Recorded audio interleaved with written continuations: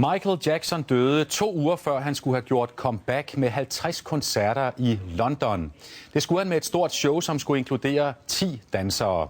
Den danske danser Sonny Freddy Pedersen var tæt på at blive en af dem. Han blev dog sorteret fra i sidste runde, men han nåede at møde sit store idol.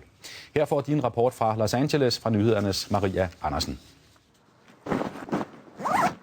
Sonny Freddy Pedersen er på vej til træning i Los Angeles. Han har danset siden han var 3,5.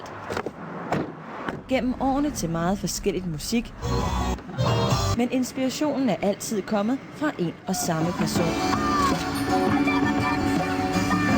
Jeg kan huske, at jeg var helt lille knægt, og jeg har siddet og studeret hans bånd totalt nøje, og alle hans trin, alle hans koreografier, alle hans sange har jeg lært.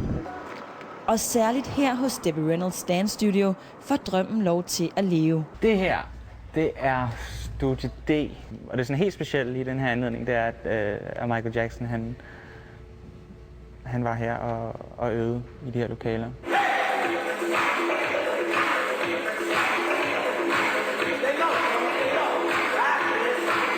Lige det her klip, det har jeg set rigtig, rigtig mange gange. Og specielt fordi, at tingene her bliver gennemgået langsommere, fordi det er en prøvesituation. Sonny Freddy Pedersen har faktisk oplevet at være endnu tættere på sit store idol.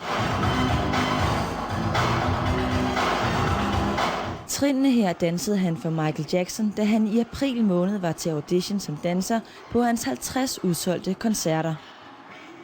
Det er noget, som jeg har drømt om lige siden jeg var lille. Bare det at få lov til at møde ham, men at få lov til at stå og optræde for ham, det er jo, ja, andet kan man ikke bede om. Så det var en oplevelse, som ligger meget tæt. Sonny Freddy Pedersen var blandt de sidste 20, men 11 centimeter kom i vejen. Jeg var den højeste, var tilbage. Alle sammen gik mig hertil, så og Michael han også går mig hertil, så sådan en høj, hvid fyr midt i det hele måske være lidt mærkeligt. Det ved jeg ikke, men det var i hvert fald, hvad jeg fik at vide. Så.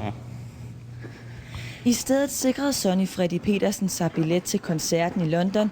En koncert, der aldrig blev holdt, og som næsten symbolsk havde fået navnet This Is It. Og This Is It, de 50 koncerter i London, var der faktisk solgt 750.000 billetter til på forhånd. Alle dem, der har købt sådan en, får pengene igen. Og jeg skal også lige sige, at i aften er der mindehøjtidelighed for Jackson i Harlem i New York. Vi sender direkte derfra i nyhederne kl. 22.